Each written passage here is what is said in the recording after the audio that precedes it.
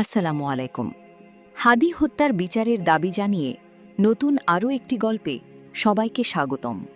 The night Baghdad fail, আব্বাসীয় সাম্রাজ্যের শেষ রাত।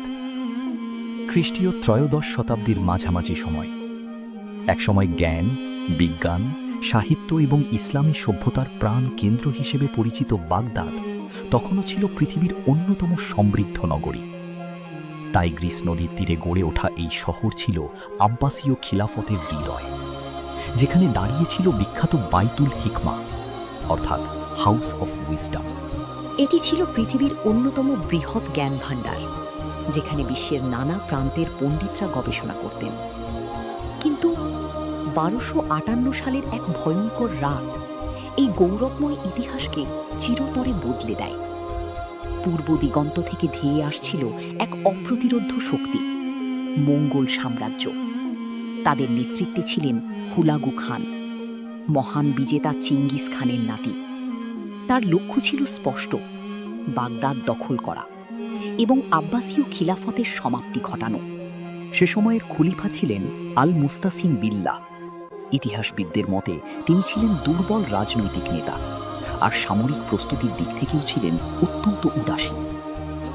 মঙ্গলদের ক্রমবর্ধমান শক্তি সম্পর্কে সতর্কবার্তা আসলেও তিনি পরিস্থিতির গুরুত্ব পুরোপুরি উপলব্ধি করতে পারেননি। হুলাগু খান বাগদাদের কাছে আত্মসমর্পণের আহ্বান জানান, কিন্তু খলিফা আত্মবিশ্বাসী ছিলেন যে বাগদাদের মর্যাদা এবং মুসলিম বিশ্বের সমর্থন তাকে রক্ষা করবে। বাস্তবে তার সেনাবাহিনী ছিল দুর্বল এবং বিভক্ত।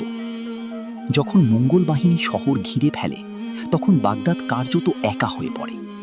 1258 সালের জানুয়ারিতে শুরু হয় অবরোধ। মঙ্গলরা ছিল তাদের সময়ের সবচেয়ে দক্ষ এবং নির্মম যোদ্ধাদের একটি বাহিনী। তারা বিশাল ক্যাটাপল্ট, অগ্নিবর্ষণকারী অস্ত্র এবং সুপরিকল্পিত যুদ্ধ কৌশল ব্যবহার করে শহরের প্রতিরক্ষা ভেঙে ফেলতে থাকে।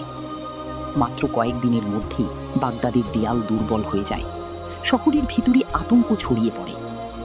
মানুষ বুঝতে পারে ইতিহাসের সবচেয়ে ভয়াবহ আক্রমণ তাদের দরজায় এসে দাঁড়িয়েছে। অবশেষে ফেব্রুয়ারির শুরুতে মঙ্গল বাহিনী বাগদাদে প্রবেশ করে। তারপর শুরু হয় এক বিভীষিকাময় হত্যাযজ্ঞ। ইতিহাসবিদদের বর্ণনায় জানা যায় হাজার হাজার মানুষ নিহত হয়েছিল। রাস্তাগুলো লাশে ভরে যায়, ঘরবাড়ি জ্বালিয়ে দেওয়া হয়, মসজিদ, প্রাসাদ এবং গ্রন্থাগার ধ্বংস করে ফেলা হয়। সবচেয়ে করুণ পরিণতি হয় বাইতুল হিকমার। বহু অমূল্য পাণ্ডুলিপি টাইগ্রিস নদীতে ফেলে দেওয়া হয়েছিল বলে বলা হয়, আর নদীর পানি কালি মিশে কালো হয়ে গিয়েছিল। শত শত বছরের জ্ঞান, গবেষণা এবং সভ্যতার স্মৃতি মুহূর্তেই হারিয়ে যেতে থাকে। এটি শুধু একটি শহরের পতন ছিল না, বরং ইসলামী স্বর্ণযুগের এক প্রতীকী সমাপ্তি। খলিফা আল মুস্তাসিম শেষ পর্যন্ত আত্মসমর্পণ করেন, কিন্তু মঙ্গলদের ক্রোধ থেকে তিনি রক্ষা পাননি। ঐতিহাসিক সূত্র অনুযায়ী তাকে হত্যা করা হয়, আর এর মাধ্যমে প্রায় 500 বছরের আব্বাসীয় খিলাফতের অবসান ঘটে। একসময় যে সাম্রাজ্য স্পেন থেকে মধ্য এশিয়া পর্যন্ত জ্ঞান ও সংস্কৃতির আলো ছড়িয়েছিল, তা ধ্বংসস্তূপে পরিণত হয়। বাগদাদের পতন শুধু মুসলিম বিশ্বের জন্য নয়, পুরো মানব সভ্যতার জন্য ছিল এক বিশাল আঘাত। কারণ এই শহর ছিল এমন এক কেন্দ্র যেখানে বিজ্ঞান, চিকিৎসা, জ্যোতির্বিজ্ঞান এবং দর্শনের অসংখ্য জ্ঞান সংরক্ষিত ছিল। তবে ইতিহাস এখানেই থেমে যায়নি। ধ্বংসের সেই রাতের পরও বাগদাদ আবার ধীরে ধীরে উঠে দাঁড়ায়। কিন্তু 1258 সালের সেই রাত মানব ইতিহাসে এক চিরস্থায়ী স্মৃতি হয়ে থাকে। একটি রাত যখন বিশ্বের অন্যতম মহান সভ্যতার হৃদয় ভেঙে পড়েছিল।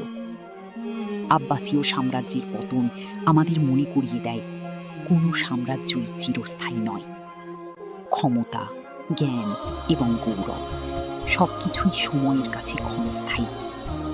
আর ইতিহাসের পাতায় বাগদাদের সেই রাত আজও রয়ে গেছে সভ্যতার উত্থান ও পতনের সবচেয়ে বেদনাদায়ক অধ্যায়গুলোর একটি হিসেবে। ভিডিওটি ভালো লাগলে ইসলামী গল্প আরও পেতে সাবস্ক্রাইব করো। আসসালামু আলাইকুম।